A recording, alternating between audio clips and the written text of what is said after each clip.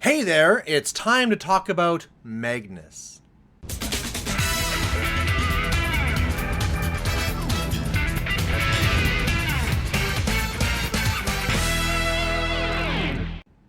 Hey there folks, it's me Malorian. Welcome back to another Malorian Weekly. Here it is late in the week. I know you're excited and hoping that I was going to forget this week, but no, here I am. I'm going to make you suffer through another one. And today, what we're going to be talking about is Magnus. Now, you're probably thinking Magnus 2, that one you see all over the place, but we're not. We're going to be talking about Magnus 1. And the fact that I just said that probably just meant that, half the people probably just stop the video because they just don't care about Magnus 1, and then the other half are still watching because they don't know who Magnus 1 is. They're like, oh, is that the guy that locks down the board and you can't move? No, that's Magnus 2. Oh, is that the guy that gives you unyielding and your jacks are faster? No, that's Magnus 2. No, we're going to be talking about Magnus 1 here, and he is actually very important to know about for two very different reasons. The first one, the fact that he is part of your starter set. So if you're a new mercenary player and you're going to be going to a journeyman league or something like that, well, your two choices are going to be Osram and Magnus. And unless you really like the whole dwarf thing, most people that I see actually go the Magnus route. So that's really important to know. Important for me to know is actually the actual battle box changed last year, but we'll talk more about that later. So we're going to be talking about that reason why you should be knowing Magnus, and two, he's actually pretty interesting. And if you have not played against him before, you might be kind of surprised to learn the different things that he can do and the different tricks that he has actually under his belt. It's like, oh, I didn't know he could do that. So let's start off by talking about Magnus himself. So he is a mercenary warcaster. He is a focus 6. He's speed 5. He got a broken leg. He can only hobble so fast. He's strength 6, mat 7, rat 6, defense 14, armor 17, so above the curve, and then command 9, not that that really matters. He has a scatter gun, so it is a spray 8, rate of fire 1, POW 12, no special rules for that one. And then he has also two combat weapons as well, and both of them have their own place.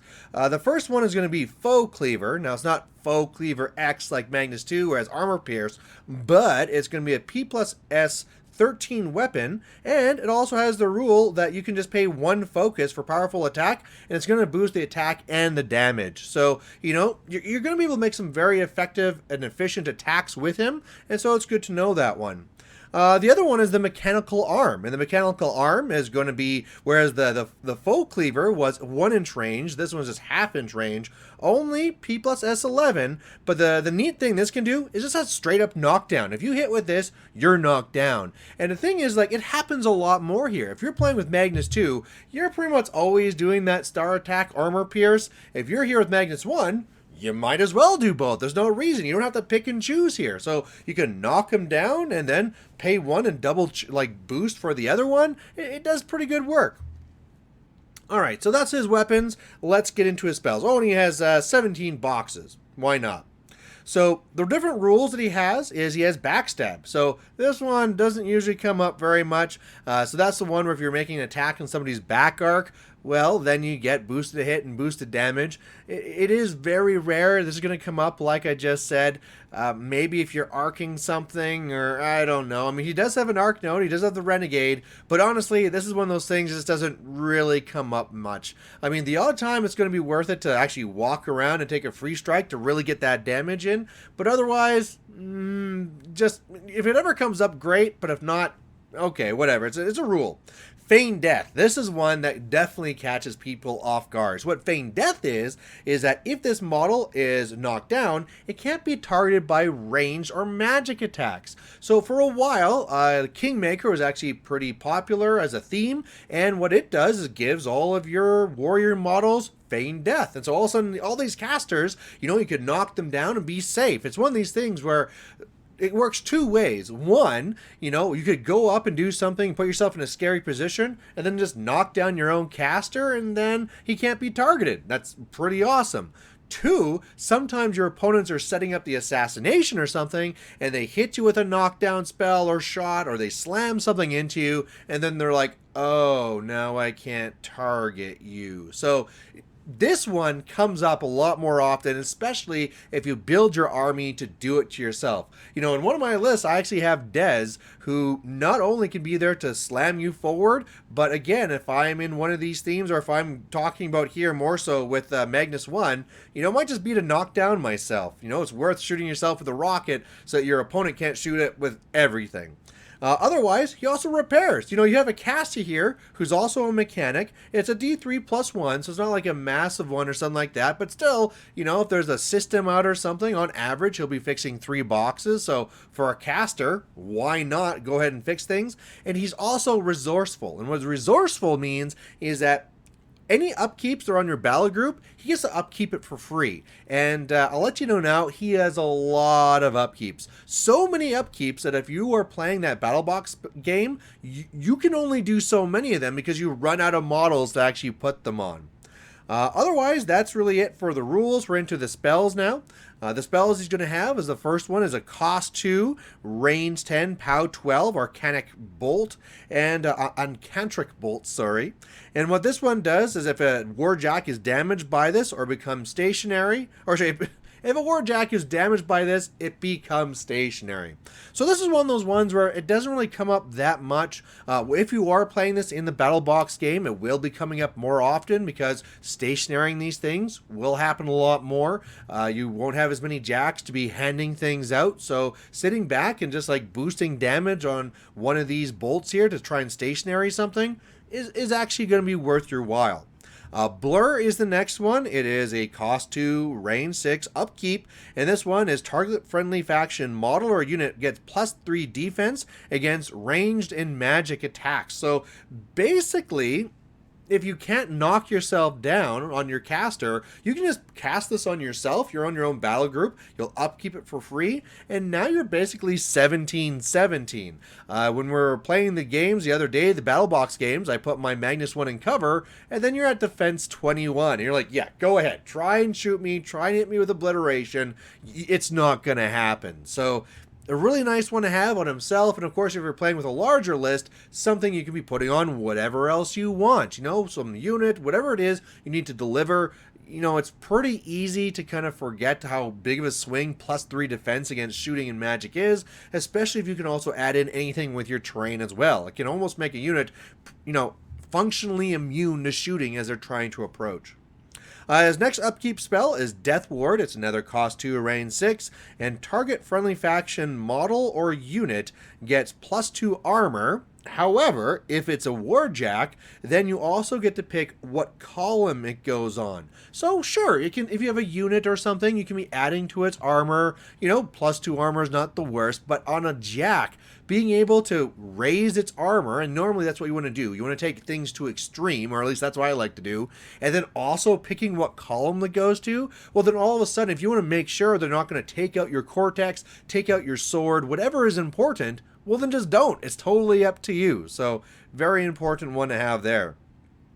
Next upkeep here is going to be Iron Aggression, another cost 2, range 6 upkeep, and it's going to be target friendly faction Warjack can run, charge, or make slam or trample attacks without spending focus, and gains boosted melee attack roll. So this can be a lifesaver, a saver. I mean, for a lot of jacks, being able to charge for free means that basically they're getting a free focus, and that boosting the hit can be massive. Whether it's one of your mat 6 jacks trying to hit something that's defense 14, then it's like, oh, remember this upkept for free. All right, boost a hit for free. Off I go, and I can actually be using my focus now to be either boosting damage or buying attacks and not needing to boost a hit. So the focus efficiency here is massive. And of course, if you have something else where it's on a model with Thresher or something like that, it really gets a lot of value. Next one here, we'll just might as well finish up all the upkeeps, is going to be Snipe. And Snipe is always great. This is one of these things where like, oh, in Mercenaries, I thought I had to play Ostrom to get Snipe. Nope, it's also here on Magnus1. So on this one here, what he can do is that target friendly faction model units, range attack weapons, get plus 4 range. Sure, why not? You know, that's not so bad. And the thing is, like, sure, there's a couple of jacks that it's nice to have on, but you can always just put this on whatever unit you need to. The fact that it's free on a jack is just super gravy. Having Snipe to be putting on whatever range unit you want, That's even better.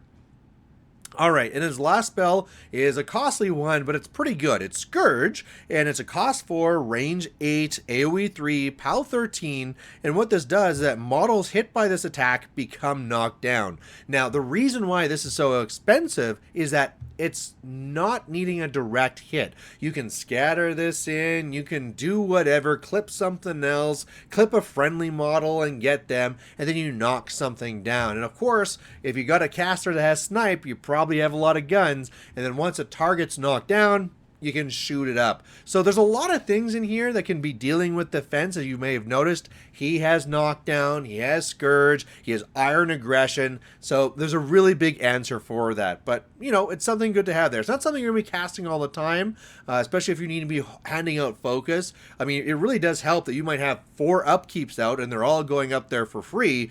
But you know what? If you have something where you have it to spare, sure, shoot that out there, knock something down, and it could be pretty important. You know, we had a game there before where I was up against something with Admonition, and it wanted to run away, but it couldn't because it was Scourged down. So, a great spell to have. Alright, the last thing we have to talk about is his feat, which is different and not one that you really see anywhere else.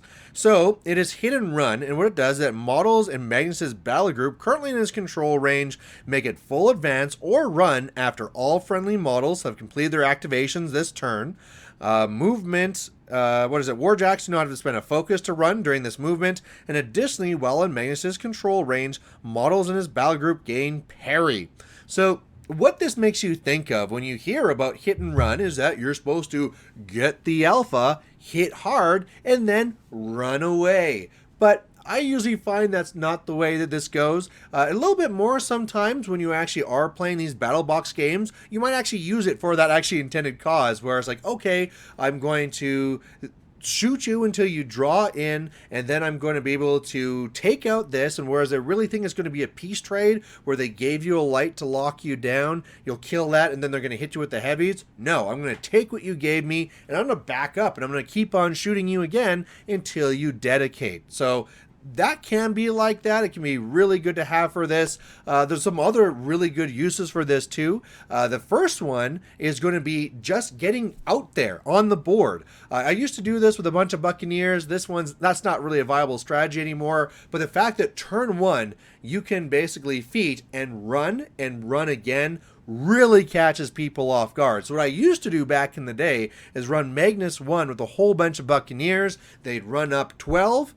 Then they'd run up another 12, and all of a sudden I've grown up 2 feet of the board. Half the board I've gone up. Plus, of course, I started up there as well. So I'm just in your face. And so back in the day when I could jam you and win on scenario, fantastic. Where I think you might want to do this right now is probably not with Buccaneers, but just with a bunch of heavies, no? Maybe taking like a bunch of Toros or even Nomads if you want to get more than less, or a mixture of those, or you can even throw in a couple of lights there to cover some things up. But if you just think that like, oh, you know, on first turn they went and they ran up and their feet ran up again, and oh my god, my opponent has a whole bunch of heavies at the midline, past the midline, and now I have to somehow get in, like, deal with this, and he's just going to start scoring if I don't do anything. So it's not really like the Buccaneers where they're just like jamming you and trying to hold you back. Now this is a scenario because like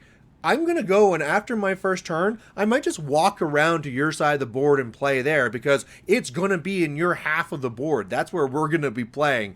And I think it'd just be hilarious to do that. Like, oh, it's on turn 2. Okay, I'm going to gather my things, come to your side because that's where we're playing. And the thing is, like when you're playing in something like with the regulars where you get the reroll to go first, you can grab Anastasia to go first, you're going to go first a lot. You might just start with your tokens and things on their side. So I think that's a very practical and powerful way to actually be building this. But let's go to the other part of this.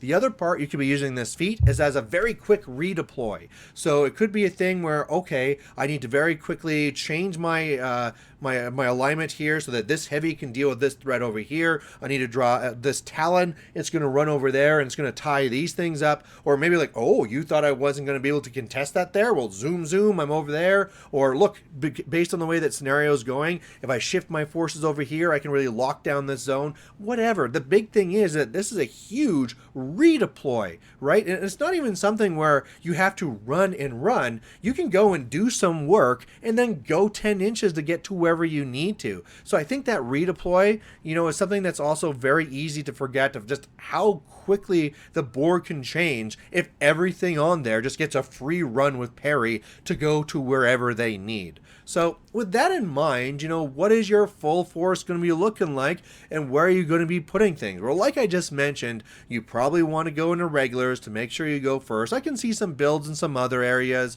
You want to take a lot of jacks because you want to be taking a real, advantage of the fact that you're going to be getting this big feat move, and the fact that you can repair them and you have all these upkeeps that go on them. You get to do it for free. And I think from that, it's really easy. You're going to have something where you probably want to have blur on yourself just to keep yourself safe. You probably, whatever two big heavies you have, one of them is going to go and have that big +2 armor, and then I pick what column it goes to. Another one's going to have Iron Aggression. A great one for Iron Aggression is actually the Mangler. The Mangler being able to be like, okay, I charged for free before, but now when I Thresher, those all hit. That's fantastic. But to be honest, Iron Aggression is great on any jack that you want to be putting it on. And then you do have that Snipe. And I kind of feel that because of that, you want to have something that's shooting in your list.